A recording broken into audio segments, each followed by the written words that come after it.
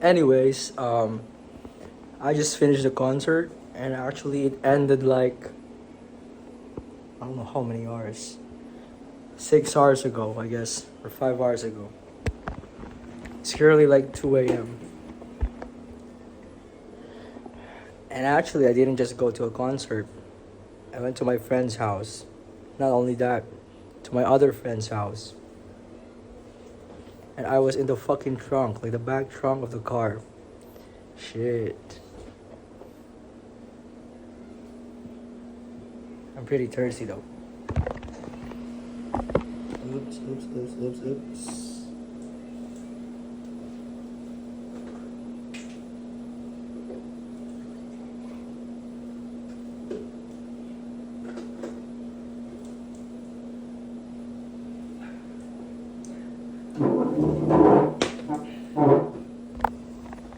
It was crazy, like, I mean, the concert was pretty fun. It's good, I like it. But, like, every other concert watchers, 90% of the songs they played, don't have a single idea about what are those. I have no idea what the fuck they're playing. Unless in that one song they actually played, which I liked, which was the last song. I think everybody can relate though. Because those bands aren't really that known. It's free after all.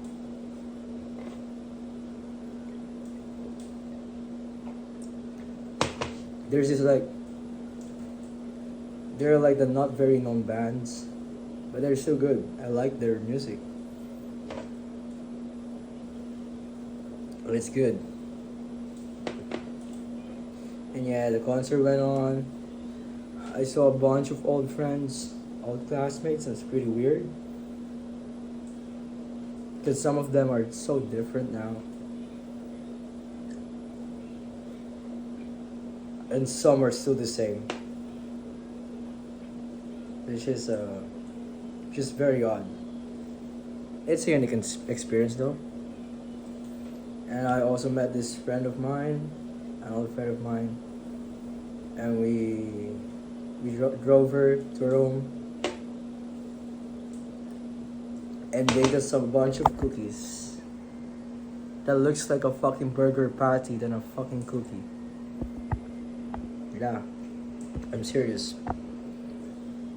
But I didn't say it though. She might not cook me cookies again.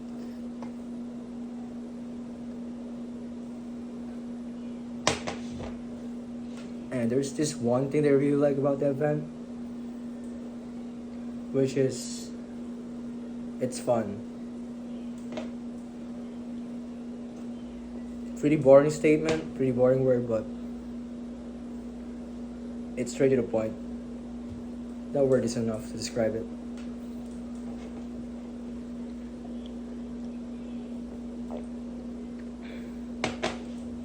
And yeah, after that, we drove her home. We went to the house of my friend who has the car and parked their car there. And we walked to the house of my another friend and bought a little bit of beer. But we didn't actually drink it. Because we were too busy talking to each other about socioeconomics. Yeah, socioeconomics. Social life and economics. And government issues. It's that interesting that we were so distracted that we don't know what we're talking about and what are the pacing about. And that's a good thing, I like it. Because pretty much it's telling us that those friends of mine are still politically aware and socially aware about what's happening. Like the hierarchy and what you encounter in college, like how many, the economic difference of some people. Like there are this like nepotist like bunch of dudes who drove sports cars to school and they're treating school like it's a fucking car show, while the others are just like barely going to school. Like they could barely afford school. They're just doing it for their future, you know. I mean, you can see like the distinction there. There's a distinction in lifestyle. And yeah, I have this friend here who's gonna be entering college in the next few months, and it's his first time. That's why we're giving him tips, and that's why we're talking about that, so he can like mentally prepare himself. How the different people and different lifestyles is gonna see, like he's gonna witness. It's gonna culture shock him, especially that he's going to study in a city, and a lot of kids in those city, a lot of students in those city, got different lives. And yeah, college have become like transactional nowadays. Same with relationships, transactional. They often see students and other schoolmates as an asset rather than an actual person. I mean, they are more mature, but you are there for a reason. Just like in a workplace, basically, it's like a free taste of what's work gonna be like. It's all about asset. If you're useful, then you're gonna stay. But if you're just a useless douchebag who doesn't do anything, which is pretty much worthless, then in no time you can't stay there. You're gonna be a loner, definitely. And that's what I'm talking about. Everything's transactional nowadays. Freaking fly. I guess it's the hard reality. Sad reality, actually. I'll just an ice pack for my hand, you know.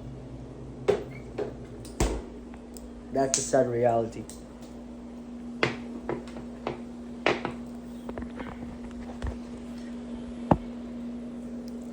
I mean, I cannot change their opinions because that's life. Money talks, assets talks. But you know, those friends of mine are more genuine than those friends whom I have in those places, you know.